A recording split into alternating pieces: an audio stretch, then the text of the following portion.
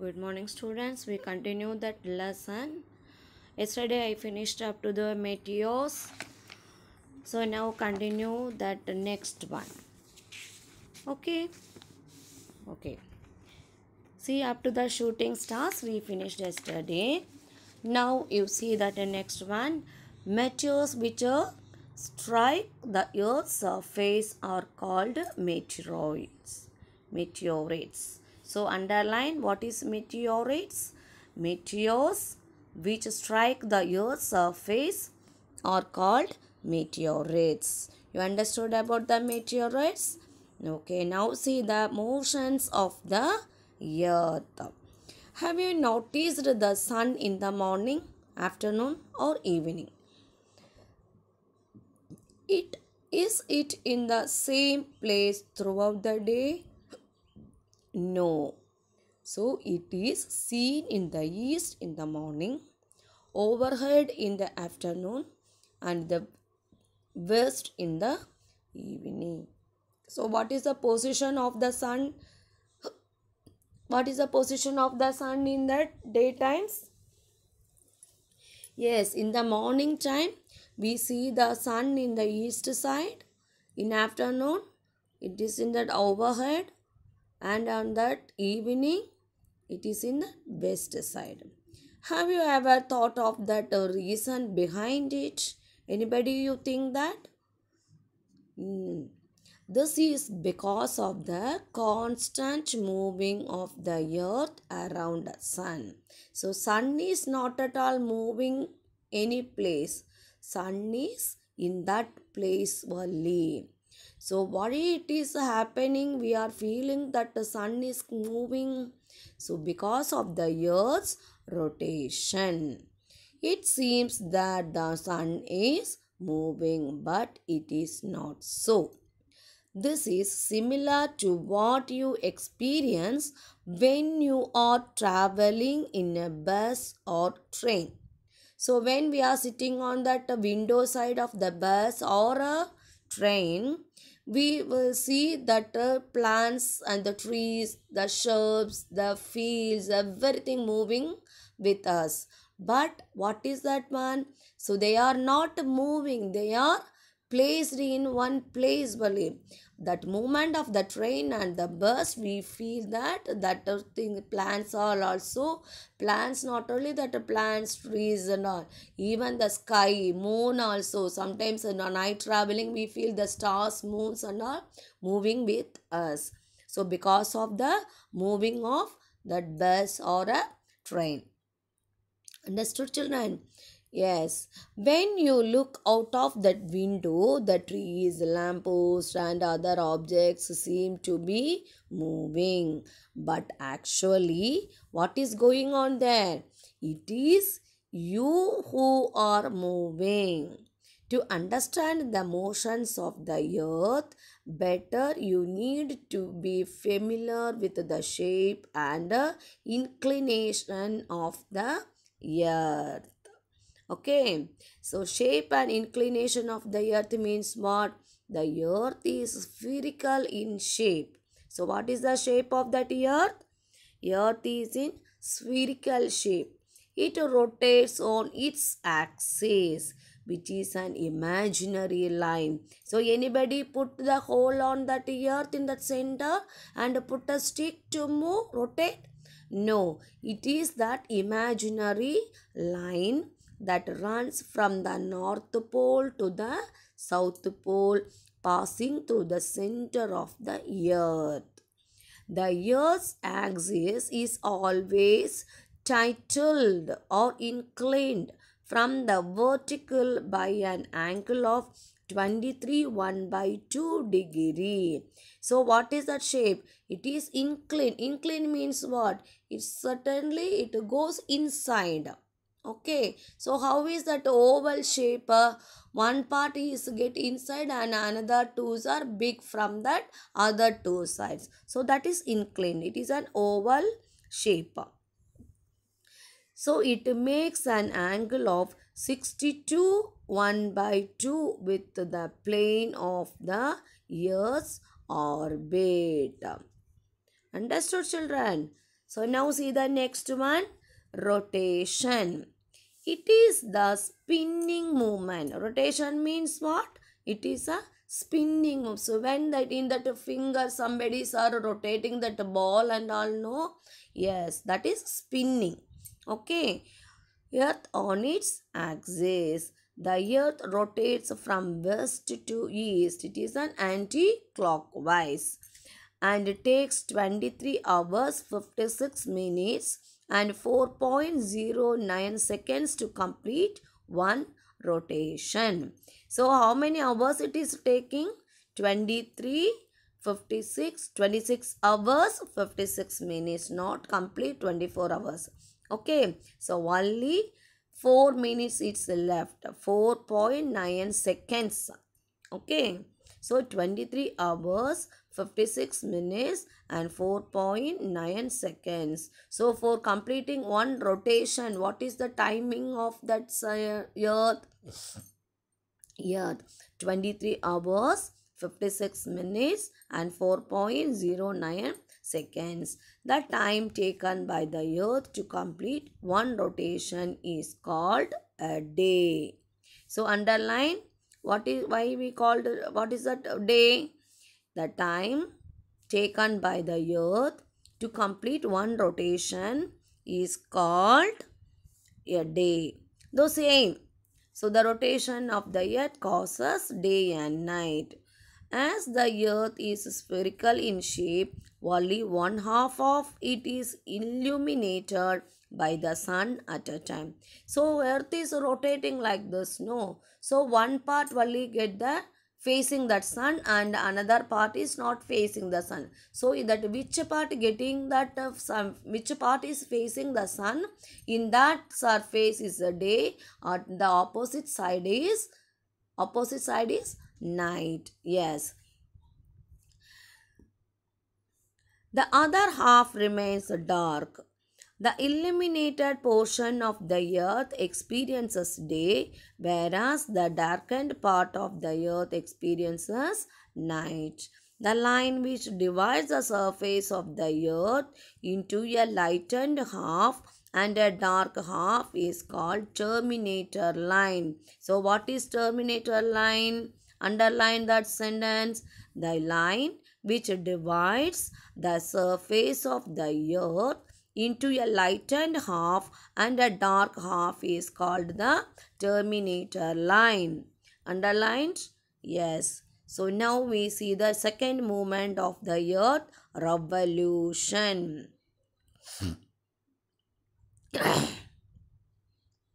See, it is the movement of the earth around the sun on its elliptical path. Elliptical path.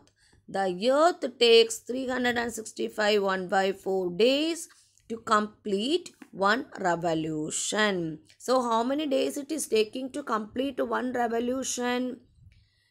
Yes, 365 1 by 4 days.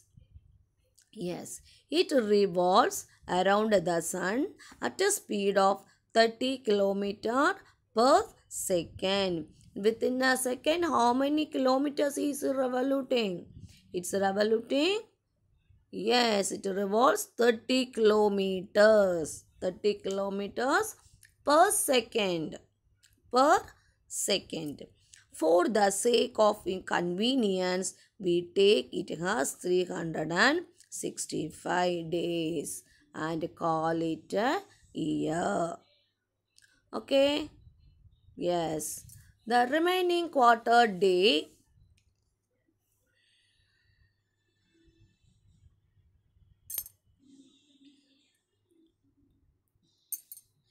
The remaining quarter day is added once in every 4 years in the month of February, because February have only 28 days. So 4 half days calculating as 1 day. Only it is happening only 4, yes, 4 years once. So in that month February. So which year to have said 300 February 29 days? So in that years only we have that 365 1 by 4 days. Understood? Yes, it is called a leap year. So that is why February has 29 days once in 4 years. So it is called a leap year.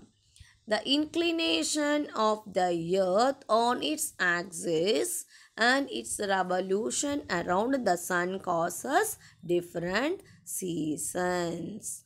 So how the seasons is calculated?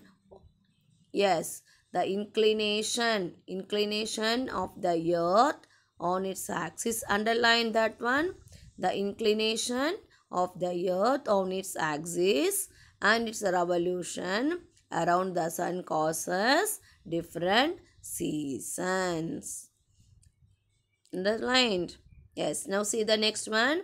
The northern hemisphere is inclined towards the sun for 6 months from 21st March to 23rd September. While the southern hemisphere is tilted away from the sun. So when onwards? Each 6 months. 21st March to 23rd September. From September 23rd to March 21st, the southern hemisphere is inclined towards the sun and the northern hemisphere faces away from the sun. So the southern hemisphere is facing that the sun, that what is that months?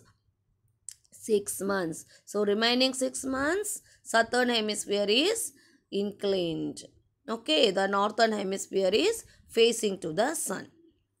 Okay, the changing position of the earth is its orbit during revolution gives the impression that the sun is continuously moving north and south of the equator. See the picture how that earth is inclining. The 4 seasons are showing in no September 23rd.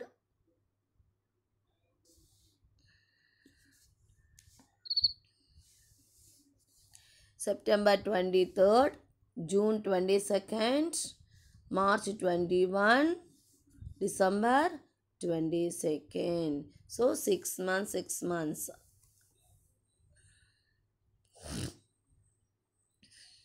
Yes. So revolution. The equator faces the sun directly on March 21st and 23rd September. So which days the sun so earth is facing directly to the sun? Yes. March 21st and September 23rd. These 2 days are called equinox, during which the day and night are equal throughout the earth. So in March 21st and September 23rd.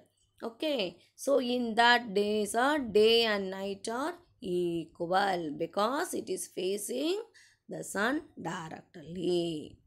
Yes. On 21st June, the Tropic of Cancer faces the sun. This is known as summer solstice. This is the longest day in the northern hemisphere and longest night. That means shortest day in the southern hemisphere. So on 21st, what is happening? 21st June, the Tropic of Cancer faces the sun. So that time it is happening. The summer is very, yes, long day in the northern hemisphere and the shortest day in the southern hemisphere. On 22nd December, the Tropic of Capricorn faces the sun. It is called winter solstice. It is the longest day in the northern hemisphere and the longest night in the northern hemisphere. Understood, children? Understood you? Okay, now see the next one.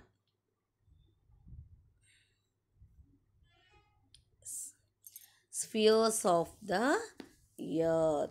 The earth is the most suitable planet to support life. It has three major components that we call as the realms of the earth: lithosphere, hydrosphere, and atmosphere. So, what is that? What are the three components? Yes, lithosphere, hydrosphere, and atmosphere. The three components, along with a suitable climate, make life possible on Earth. All living things exist in a narrow zone called the biosphere. Now let us have a close look to at the each of the spheres. Okay, each plates. So for that earth it have each plates. So first plate, what is that?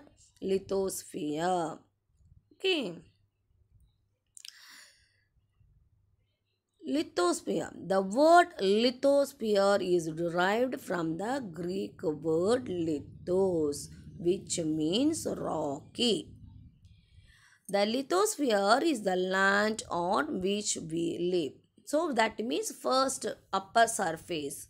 So this surface is the lithosphere. We are living in this place.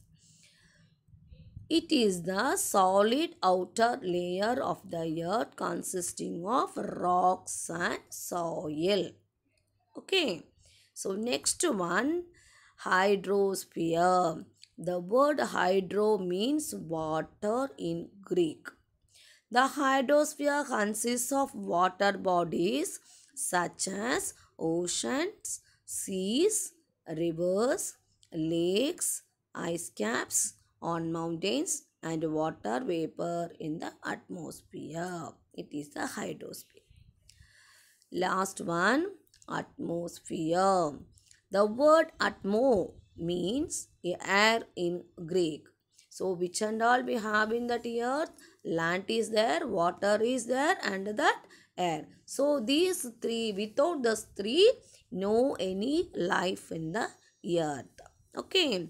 Atmo means air in Greek. Atmosphere is the envelope of the air that surrounds the earth.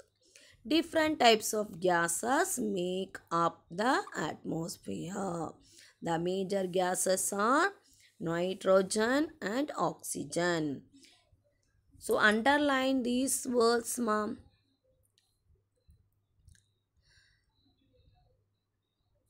The word atmo means air in Greek. Atmosphere is the envelope of air that surrounds the earth. So what are the gases are surrounded in that earth? Atmosphere, major gases. The major gases are nitrogen and oxygen. The other gases like carbon dioxide, hydrogen, helium, argon and ozone are present in meager amounts, not compared to the 78 and 21. Yes, a little it is there in the atmosphere. Next one is that biosphere. The narrow belt of interaction among the lithosphere, the hydrosphere, and the atmosphere, where life exists, is known as biosphere. Bio means life in Greek. Okay, so for life of the earth, what and all we needed?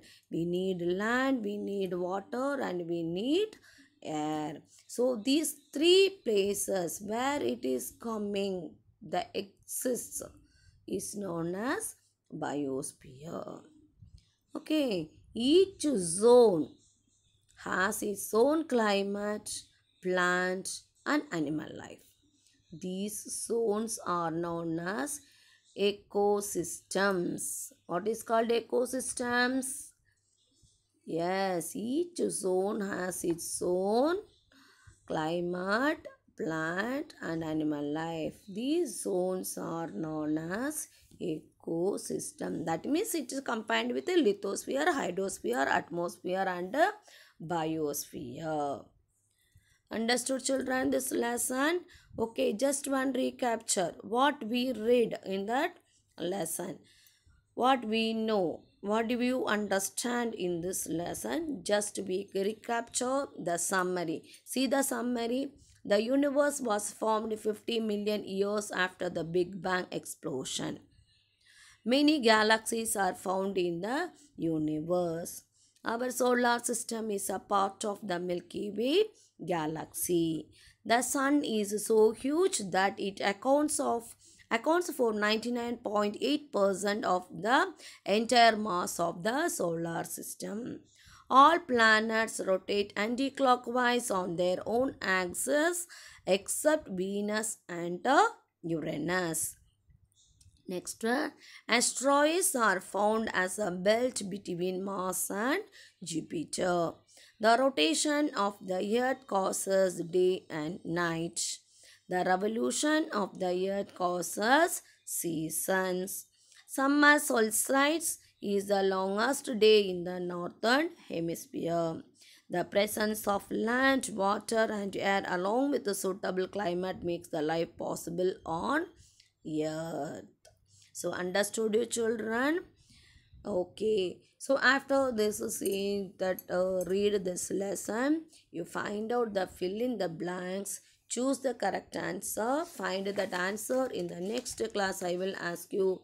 And for your